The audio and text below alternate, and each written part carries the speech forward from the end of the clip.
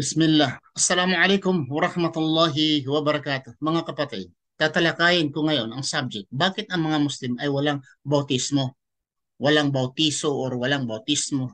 No baptism. Pag isilang ng ang anak namin, walang baptism. Bakit? Tatanungin niyo kami. Dahil po sa aming paniniwala, born siya by fitrah. Born siya in Islam. Born siya naturally. Wala siyang kasalanan ang bata. So, bakit pa bautismuhan? Hindi siya. Kasi sa Islam, ang isang isinilang, ang isang sanggol, ay Muslim na po siya. That's why hindi na kailangan naming baptism dahil by nature Muslim na po ang bata. Sa mga Katolik, sa ibang pang relihiyon, ang bagong isinilang sa Katolik ay bautismuhan dahil para maging Kristiyano. Di ba ba? So para maging Kristiyano, paging Romano Katoliko, nang ibig sabihin, before the baptism, hindi siya Katoliko or hindi siya Kristiyano. Likewise also sa ibang mga Christian, sa Protestant, pagdating sa maturity, mature na siya, mga 12-year-old ay may bautiso na, bautismo to make him a real Iglesia ni Cristo ba, Seventh-day Adventist ba, or kung lilipat siya mula sa ibang reliyon patungo sa INC, patungo sa Seventh-day Adventist, patungo sa born again, mayroon silang bautismo para maging makonvert siya sa bagong relihiyon. So kami mga Muslim ho, ang mga bata namin ay hindi na po binabautismuhan dahil by nature po, ang bata ay Muslim na ho. Ayon sa Allah, sa Quran, binanggit din ng Prophet Muhammad sallallahu alaihi wasallam sa hadith, there is no baptism dahil lahat ang isinilang ay by fitra. Sabi ng Prophet Muhammad sallallahu alaihi wasallam, ma min mauludin illa yuladu alal fitra. In English translation, no child is born but upon fitra. Walang isinilang sanggol maliban lamang na siya ay fitra. Muslim, ang relihiyon niya ay Islam, natural, sistema, way sa Panginoon, fitra. Yun ang term mga fitra, ibig sabihin natural, Islam, submission to the will of Allah. Meaning all children are born with fitra, meaning Islam, way of life na nagmula sa Panginoon. Quran chapter 30, Suratul Rum, verse 30. Chapter 30, verse 30. The nearest translation. So direct your face towards the religion. Diretsuhin ninyo. Ituloy ninyo towards the religion, the true religion. Inclining the truth. Ito ay katotohanan. The fitra of Allah. Ang fitra, the way of Allah, ang binigay ng Allah, ang sistema ang binigay ng Allah, ang relihiyon na binigay ng Allah, that's the word fitra.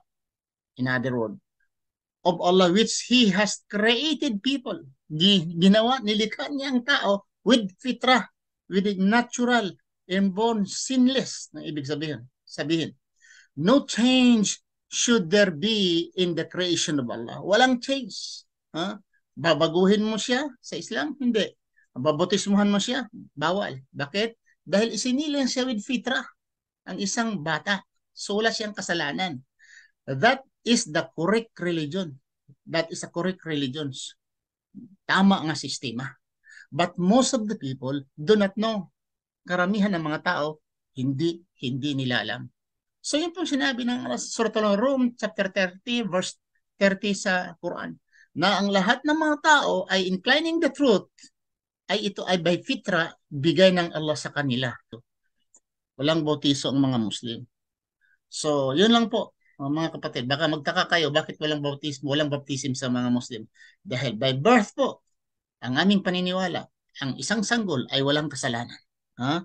So, inshallah, maging Kristiyano lang siya, maging Median lang siya, maging Hudyo lang siya, or maging ano pa siya, sa panahon ng kanyang mga parents, ay binautismuhan sila, tinuturuan sila, at sumusunod sa kanilang landas, yun na, nag-iba ang kanilang pananampalataya. Hindi na fitra. Dahil ho, sa kanilang mga parents, kung saan nag-inject ng bagong mga mga katuruan na sinunod ng kanilang mga anak.